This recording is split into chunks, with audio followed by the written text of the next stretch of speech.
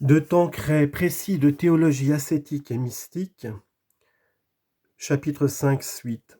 Le Pater Noster ou Notre Père.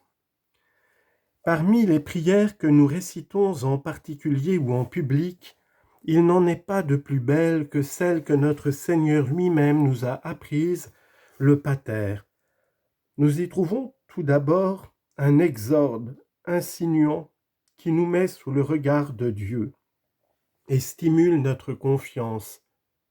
Pater Noster, qui es in celis. Le premier pas à faire quand on prie, c'est de s'approcher de Dieu.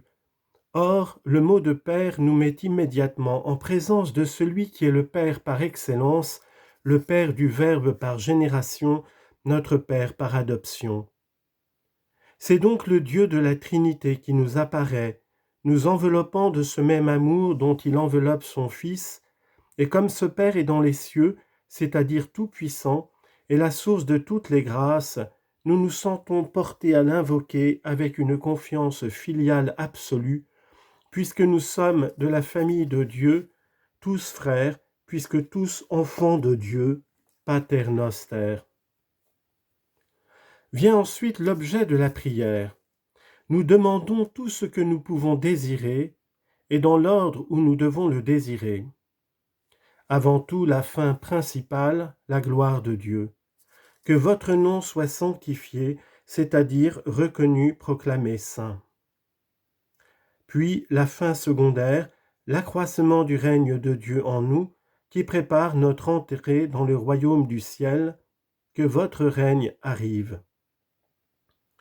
Le moyen essentiel pour obtenir cette double fin, qui est la conformité à la volonté divine, que votre volonté soit faite sur la terre comme au ciel. Viennent ensuite les moyens secondaires qui forment la seconde partie du pater. Le moyen positif, le pain de chaque jour, pain du corps et pain de l'âme, qui l'un et l'autre nous sont nécessaires pour subsister et progresser.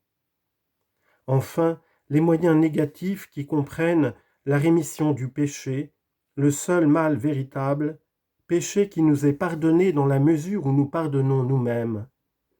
Pardonnez-nous nos péchés comme nous pardonnons à ceux qui nous ont offensés. L'éloignement des épreuves et tentations où nous pourrions succomber. Et enfin, l'éloignement des maux physiques, des misères de la vie, en tant qu'elles sont un obstacle à notre sanctification. Mais délivrez-nous du mal, ainsi soit-il. Prière sublime, puisque tout s'y rapporte à la gloire de Dieu, et cependant simple et à la portée de tous, puisque, tout en glorifiant Dieu, nous demandons tout ce qu'il y a de plus utile pour nous. Aussi les pères et les saints se sont plu à la commenter, et le catéchisme du Concile de Trente en donne une longue et très solide explication. Efficacité de la prière comme moyen de perfection. La prière a tant d'efficacité pour nous sanctifier que les saints ont répété à l'envi cet adage « Celui-là sait bien vivre qui sait bien prier ». Elle produit en effet trois effets merveilleux. Elle nous détache d'abord des créatures, puis elle nous unit à Dieu totalement, enfin elle nous transforme progressivement en lui. Elle nous détache d'abord des créatures en tant qu'elles sont un obstacle à notre union avec Dieu. C'est ce qui découle de sa notion. Pour nous élever vers Dieu, il faut tout d'abord nous dégager de l'étreinte des créatures. Attirés par elles, par les plaisirs séduisants qu'elles nous offrent, dominés aussi par l'égoïsme, nous ne pouvons échapper à cette double emprise qu'en brisant les liens qui nous attachent à la terre. Or rien ne produit mieux cet heureux résultat que l'élévation de l'âme vers Dieu par la prière. Pour penser à lui et à sa gloire, pour l'aimer, nous sommes obligés de sortir de nous-mêmes et d'oublier les créatures et leurs perfides attraits. Et quand une fois nous sommes près de lui, unis à lui par une intime conversation, ses infinies perfections, ses amabilités et la vue des biens célestes achèvent de détacher notre âme. Quam sordet tellus dum celum aspicio. Nous haïssons de plus en plus le péché mortel qui nous détournerait complètement de Dieu, le péché véniel qui nous retarderait dans notre ascension vers lui, et même peu à peu les imperfections volontaires qui diminuent notre intimité avec lui. Nous apprenons aussi à combattre plus vigoureusement les inclinations déréglées qui subsistent au fond de notre nature, parce que nous comprenons mieux qu'elles tendent à nous éloigner de Dieu. Ainsi se perfectionne notre union à Dieu, qui devient chaque jour plus totale et plus parfaite. Plus totale, la prière saisit en effet pour les unir à Dieu toutes nos facultés. La partie supérieure de l'âme, l'intelligence en l'absorbant dans la pensée des choses divines, la volonté en l'orientant vers la gloire de Dieu et les intérêts des âmes, le cœur en lui permettant de s'épancher dans un cœur toujours ouvert, toujours aimant et compatissant, et de produire des affections qui ne peuvent être que sanctifiantes. Les facultés sensibles en nous aidant à fixer sur Dieu et notre Seigneur notre imagination, notre mémoire, nos émotions et nos passions en ce qu'elles ont de bon. Le corps lui-même en nous aidant à mortifier les sens extérieurs, source de tant de divagation, et à régler notre attitude selon les règles de la modestie. Plus parfaite, la prière telle que nous l'avons expliquée produit en effet dans l'âme des actes de religion inspirés par la foi, soutenus par l'espérance et vivifiés par la charité. Fides credit spes et caritas orant, sed sine fide esse non possunt, ac per hoc et fides orat. Citation de saint Augustin, traduction. La foi croit, l'espérance et la charité prient, mais sans la foi elles ne le peuvent.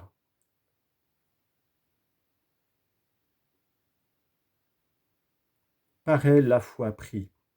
Or qu'y a-t-il de plus noble et de plus sanctifiant que ces actes des vertus théologales ?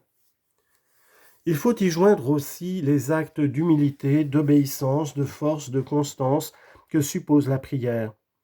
Et par là, il est facile de voir que c'est d'une façon très parfaite que notre âme s'unit à Dieu par ce saint exercice. Il n'est donc pas étonnant que par là elle se transforme progressivement en Dieu. La prière nous fait communier pour ainsi dire avec lui. Pendant que nous lui offrons humblement nos hommages et nos demandes, il s'incline vers nous et nous communique ses grâces qui produisent cette heureuse transformation. Le seul fait de considérer ces divines perfections, de les admirer, d'y prendre une légitime complaisance, les attire déjà en nous par le désir qu'il fait naître d'y avoir quelque part. Peu à peu, notre âme plongée dans cette affectueuse contemplation se sent comme tout imprégnée, pénétrée de cette simplicité, de cette bonté, de cette sainteté, de cette sérénité qui ne demande qu'à se communiquer à nous. Alors Dieu s'incline vers nous pour exaucer nos prières et nous accorder des grâces abondantes. Plus nous lui rendons nos devoirs, et plus il s'occupe de sanctifier une âme qui travaille à sa gloire. Nous pouvons demander beaucoup, pourvu que nous le fassions avec humilité et confiance. Il ne peut rien refuser aux âmes humbles qui se préoccupent plus de ses intérêts que des leurs. Il les éclaire de sa lumière pour leur montrer le vide, le néant des choses humaines. Il les attire à lui en se dévoilant à leur regard comme le bien suprême, source de tous les biens. Il donne à leur volonté la force et la constance dont elle a besoin pour ne vouloir et n'aimer que ce qui est digne de l'être. Et nous ne pouvons mieux conclure qu'avec saint François de Sales, dans son traité de l'amour de Dieu, livre 4, chapitre 1, citation. Par icelle, c'est-à-dire l'oraison, nous parlons à Dieu et Dieu réciproquement parle à nous. Nous aspirons à lui et respirons en lui, et mutuellement il inspire en nous et respire sur nous. Fin de citation. Heureux échange qui sera tout entier à notre avantage, puisqu'il ne tend à rien moins qu'à nous transformer en Dieu, en nous faisant participer à ses pensées et ses perfections.